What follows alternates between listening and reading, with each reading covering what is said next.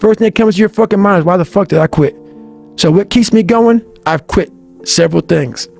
I know what's on the back end of fucking quitting. And it's a lifetime of thinking about, why the fuck did I do that? And I ain't fucking doing that no more.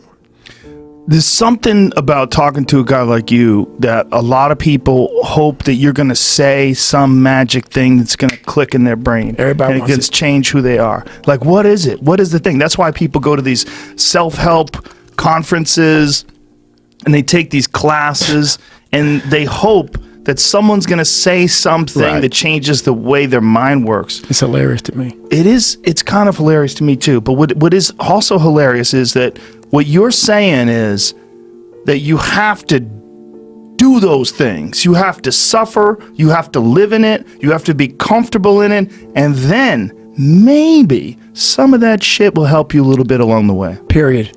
And when I was a SEAL recruiter, I got invited to MIT. Smart ass motherfuckers there, man. I'm not that. I'm just a good animal. I'm a knuckle dragger. And there was this guy there, I forget his name, but he was like the top head guy. Old white guy, you know, all geniused out. And we were on this panel and they were asking us all these questions about the mind, mental toughness and shit. And he was answering them. And I wasn't answering many questions. And I'll never forget, he was just answering them off of theory. He never put his fucking ass in shit. You read a bunch of fucking books and you think that you know how the fucking mind works and shit. I had gone through hell since a kid and then all the way up until now. Right. So I know, so that theory is bullshit. Yeah, there's a lot of good stuff out there you can read from people, but I had lived hell. And when you put yourself in hell, that's the only time you can figure out how the fuck to get through that motherfucker. You can't read somebody else's book about some theory on how to do shit. Some guy who sat up in their nice warm office and wrote some book with a nice cup of coffee in the fucking hand. No, I want to see that guy who immersed himself in fucking hell. And he thought about quitting and leaving and his wife and his kids. And why am I here? Is it worth it? All this crazy shit. And still said and found out a way to get through it. So basically, that's the bottom line of it all. We all want to read about how we can quickly get somewhere. That's why the 6-minute abs and all sort of shit so powerful.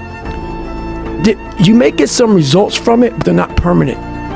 The permanent result comes from you fucking, I say it all the time, you have to suffer.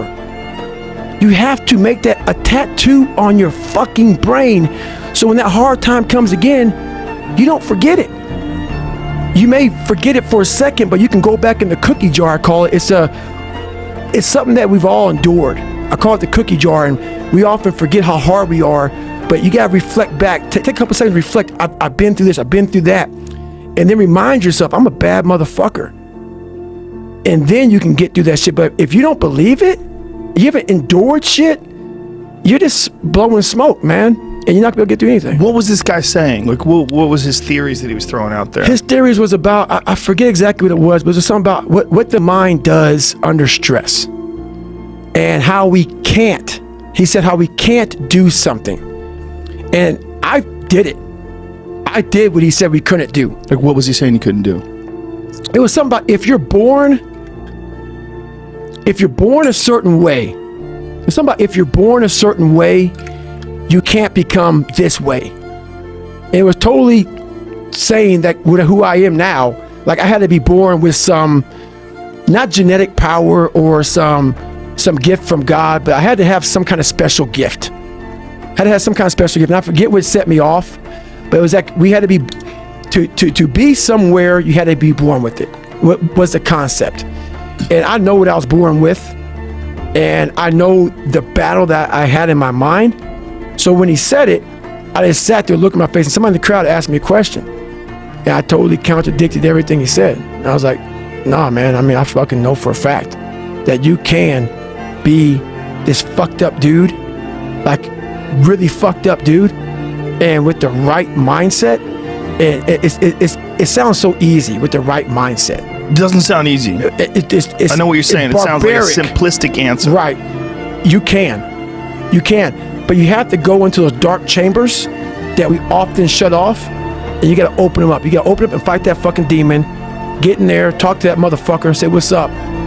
And we all like to take this 4-lane highway, the easy highway. It has fucking signs, it has restaurants. We all love that 4-lane highway. We always step over the shovel. And all I did was I picked up that fucking shovel, and that shovel, I made my own path.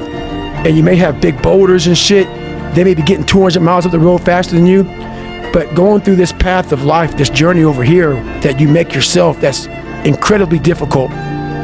What comes out the other end of that motherfucker is some glorious shit that you can't even explain to people. And we're afraid.